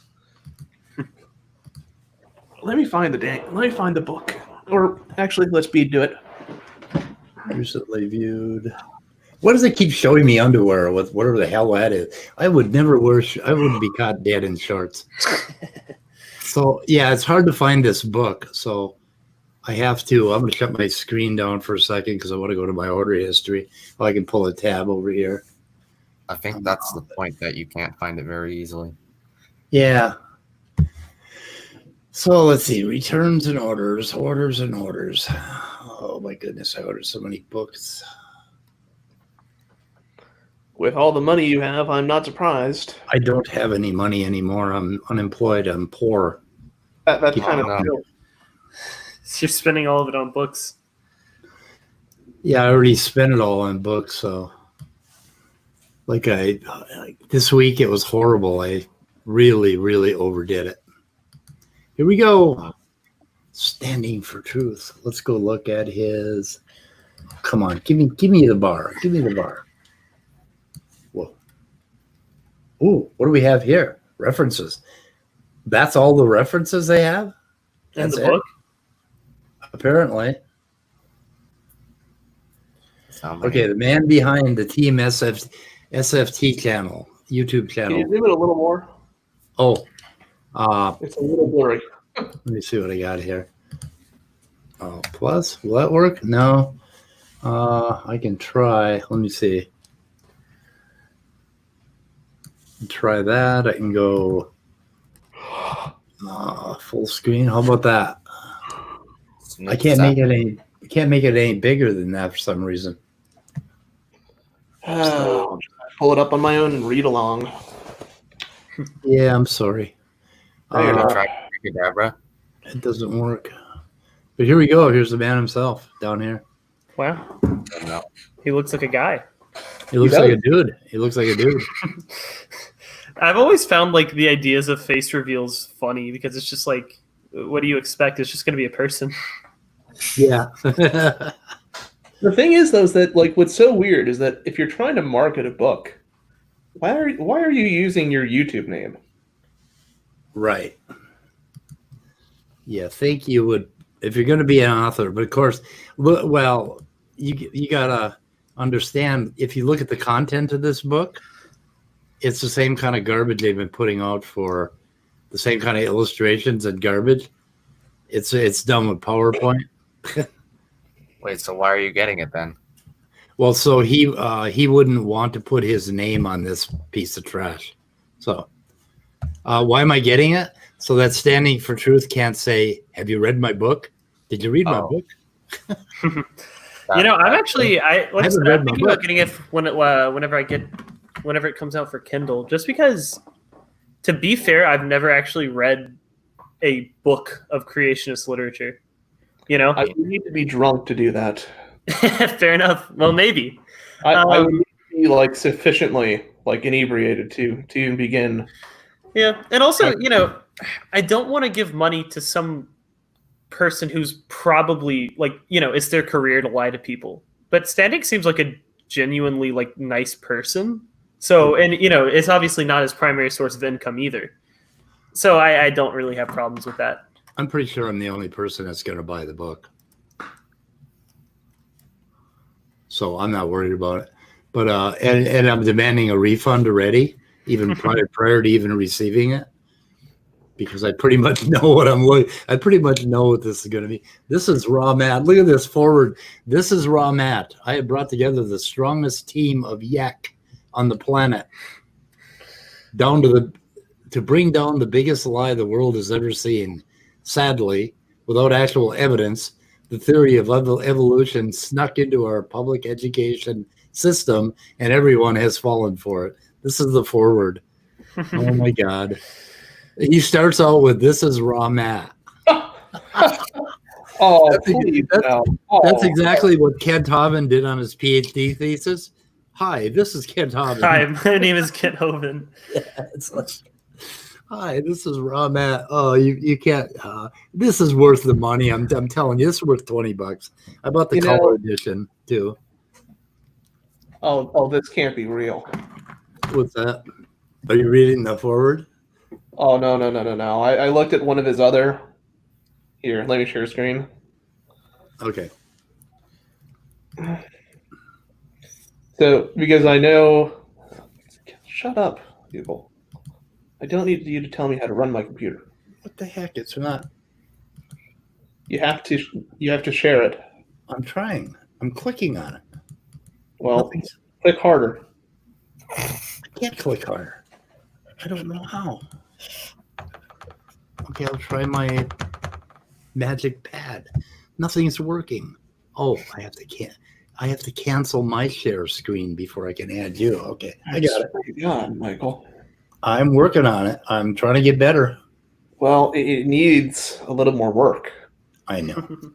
Speed, you need to evolve to get better. I have I to. know. Yeah. I mean, It needs to stop being a transitional form. Pokemon style. What? So the thing I was cracking up about is like this is one of their first books they published, apparently. Yeah. But I was looking at the ratings. I'm like, huh, okay, that's kind of bizarre. Yeah. How did that happen? Oh, well, you wonder how that happened, eh? Let's just see. Oh, there's only one rating. Right? Oh no, 3. Oh, But look 3. at one of our brave commenters are. It's the Mad Ox. And then and who is private? Probably Jason. It's Maddox and a guy named Church. And Church. Who would pick that name? These are obviously very unbiased reviews. They're totally, not biased at all in their review of this content. We would never accuse Maddox of being scientifically invested in supporting creationism, would we? Wait a minute. You mean anybody can review this, right? Yeah. I think so. Well, really? We're going to have to get on that. Oh no.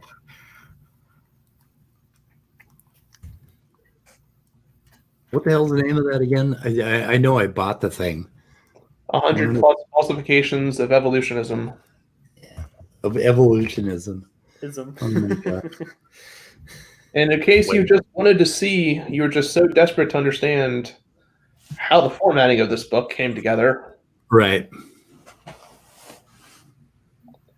There is just Some of the typos are amazing. and just some of the formatting choices are just I don't want to call it bad, but I've seen 5-year-olds like try to type like an essay better, Yeah. like on the night before an exam. So Oh my God. Jennifer Hughes. Huh. Okay, is there a reference section on this one at the end? Or are the references all in line? It's as bad as their Google document, only worse. Yeah. Yeah, I printed this out. I started reading a little bit of it and I said, no. I checked a few of their papers, like in the chromosome 2 part, or no, ApoA1 Milano, and none of the papers made any sense at all, connected in any way to the text. And it was just like, I couldn't believe it. So any reference you check out, 99 out of 100 will have nothing to do with what they're saying. Let's just take a random sample of this book. Falsification, species of form, and evolutionary tree. I don't know which they're talking about, but okay. Evolution predicted that this universal tree can be derived by arranging the species according to their families, similarities, and differences. Fail. Not sure how it's a fail, but okay. These impurities are not minor statistical variations in the general failure to converge on a single topology, as some researchers calling for relaxation from tree thinking. What? Well, that's not sourced. And when you construct phylogenetic trees, you expect that you can have some possible alternative trees that explain the same pattern. So I don't know why that's being raised up. There's too much noise and not enough signal at the phylogenetic branch for the length for that to occur. What? What? What are you talking about noise? They talk about that in a couple of places elsewhere, and I've never been able to figure out what they mean. I think they got that from some of the creatard books that are coming out of Answers in Genesis. So all the trees at the extreme base are not resolvable, never will be because of that. I don't know what they mean by noise still. Can't get genetic data from common ancestor of all life. We can't. Yeah, right, dude. There's phylogenetic branch length for that. Where's his reference on this? He reference anything? So they say they do not know and cannot tell you it's true anyway. That is assuming, and that is not science. Every scientific theory makes an assumption. What are you going on about? There's a book called Evolution 101. Phylogenetic trees. I don't know. What? Oh, Creation Evolution 101. Is that what he means? There's no Evolution 101. Probably that's what he means. Does he mean Creation Evolution? So that's another book they have. That is by Bruce Bickle, A Guide to Science and the Bible in Plain Language. Here we go. Not a single tree, 0% includes the single name of the common includes the name of a single common ancestor. What do you have to say about this, and how will you defend them? So what's the point? Because we don't name the common ancestor, it doesn't exist. Right. That doesn't make any sense.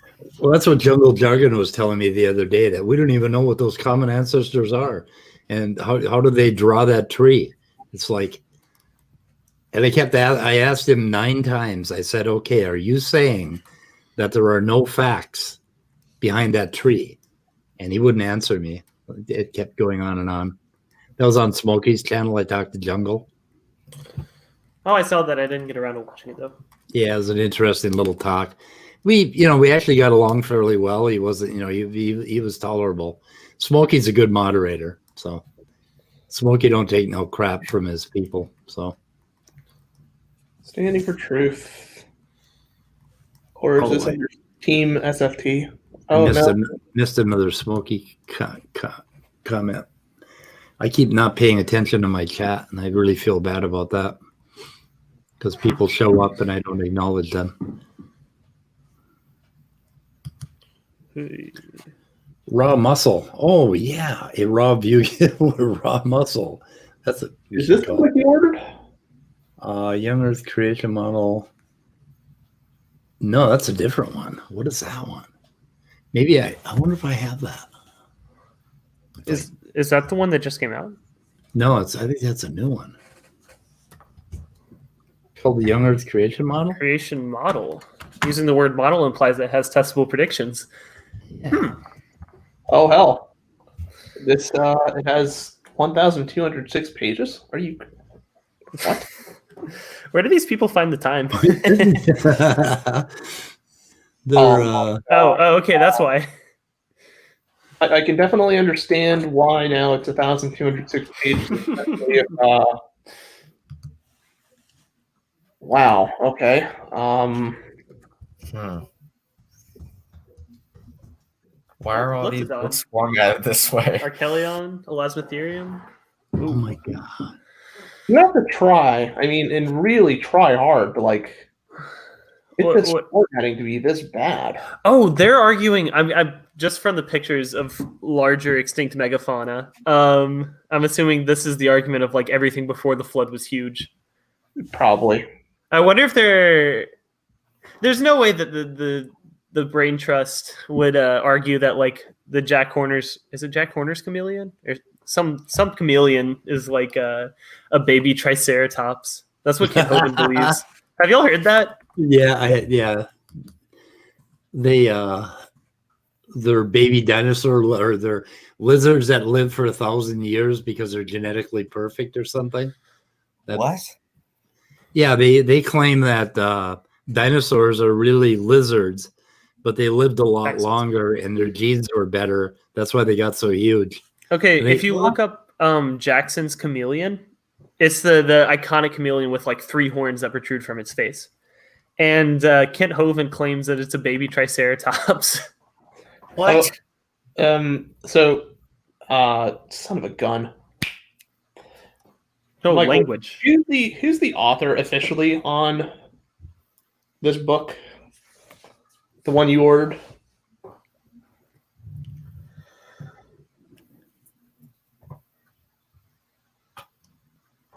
I gotta go feed a raccoon.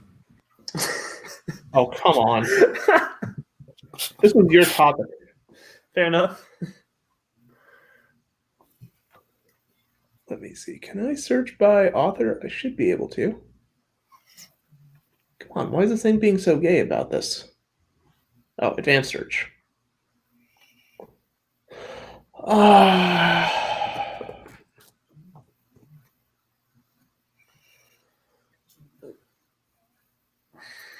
There's only 2 of them. That's weird. I got baby raccoons. Congratulations. Yep. Thank you. Malafado. Michael, who's the author of the new book you just bought? Standing for Truth. Okay. His newest book is called Universal or Separate Ancestry. Let's see. Universal and Separate. And it just says Standing for Truth is the author. Yep. Okay. Well, that doesn't make sense. Yeah. There you go. Well, okay. I bought that Young Earth creation model. Did he just buy it? Yeah. I thought He has a addiction. I know. That one click thing on Amazon, that is a bad thing. Oh, this is the best part of this book. What is the evidence for the biblical creation model of separate ancestry? How did you make it big? I Zoomed in with your mouse. I'm sharing my entire screen. I am too. Ooh, the 100 plus falsifications of evolution is free on Kindle Prime, or it's free on Kindle. So Yeah, it is. well, we'll see if I download it. Yeah, the author's. Has evolution been overturned? No. What is the real answer behind the question of ancestry? Evolution.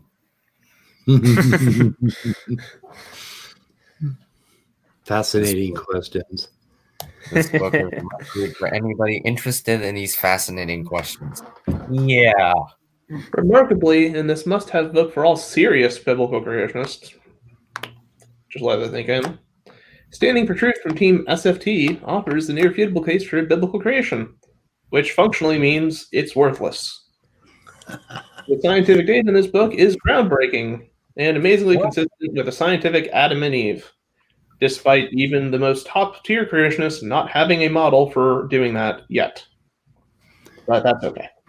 So I'm thinking a series devoted to this, because he'll probably have all of his worst, crappiest arguments in there, all of them in one place. The wrong will all be in one place. This is going to be good. I've wanted to gather all of his wrong into one place so many times, but he scatters it among thousands of videos, you know? Mm-hmm. Just look at this. Little text here. Standing for Truth is the man behind Team SFT's YouTube channel and creation ministry. He has joined forces with fellow Team SFT creation apologist Raw Matt to help win in the war against the philosophy of evolutionism. Yeah. He has been studying creation and evolution for years and has gained significant following on YouTube. You know, I would consider people like Markiplier or like PewDiePie significant YouTubers. You know, they have like millions of subscribers. You have like a little over 2,000. I think like 50 to 100,000 is pretty solid. Yeah, but I mean, it's like they have less than that. Yeah, like, fair enough. But they've been working for the last 2 years formulating a near future model on biblical ancestry, which again functionally means it has no value. Standing for Truth is no stranger to debates and defending biblical creation, and he doesn't do a great job of it, in my opinion. He has had well over 50 live debates, including debates with many well-known proponents of evolution, PhD biologists, and serious students of evolutionary theory. Yeah, let's not go over the results of those debates, shall we? So he doesn't show his face during the debates. His performance. well, honestly, that picture looks a little bit younger than like I had imagined Standing for Truth. So in my head canon, that's just a stock picture that they pulled online. Well, he's got just sent it to the publisher, said that it was a picture. I think he said his kids are about 3 years old, so he actually is pretty young. Okay, I figure he's about 26, something like that. But he 26. I would have put him at like low, like 30 to 35 somewhere. That's just a guess. I would have put him like late 20s, young 30s. Well, here's what's interesting. Okay, now he showed his face, right? So on debates, somebody conjectured, I think RJ Downer, that he doesn't show his face because they've heard him typing and Googling in the background. So when you ask him a question, he looks it up on the wiki. Like Creation Wiki or just Wiki in general? The wiki in general. Like if you ask him a question, he'll look it up and act like he knows what he's talking about. And he does that all the time. And he also has a pretty extensive PowerPoint library that he's that he reads from, I think. So he does, like, I don't know. There's all kinds of we should get some software to compare what he says from one debate to the next. Because it all sounds pretty much the same. In his defense, I feel like it's you don't have to have everything memorized. I look up a lot of stuff whenever I'm talking. Wait, what did you say on my channel in his defense? What did you say? Nothing, I swear. Okay. I thought I heard something. It's just mosquitoes just buzzing around in your ear. Yeah. Mosquitoes. Mosquitoes, flies. What's the difference? They're all the same kind. God. Well, there's quite a difference, actually. Mosquitoes, they're little bitches, man. They're horrible. I have to go wash my backyard with insecticide. But remember, Steve, they just love you. They want you to be. They want to mate with me. Be the host for their grandchildren. Yeah, well, that's probably the only way I'm going to get grandchildren. Oh well. Jim sent a video. Huh. Damn. Interesting. Okay, I'm burning out. Okay. I think we're burning out. Oh my God, there's a lot of creationist books. Holy shit. I am not buying them all. Don't do it. Don't do it. Oh, wait. Can I like group buy? No. Can I like highlight you them? could be saving this money to get me the glycobiology book. Oh, I'm sadly out of money. You're sadly out of money despite spending like $15 on Standing for Truth's book. That was the last of it. That Don't money give me that. That was Don't it. That give was me that bull crap. that was the money. I just spent the money that I usually reserve for my insulin supply. now I'm out. So Oh. Just no it's more gonna be bad. carbohydrates for Okay, you. guys. So if I end the broadcast, we can still be in the studio, right? So I'm going to end this. Okay. All right, Everybody bye, agree? everyone. Bye. I think we'll still be here. Oh, maybe not.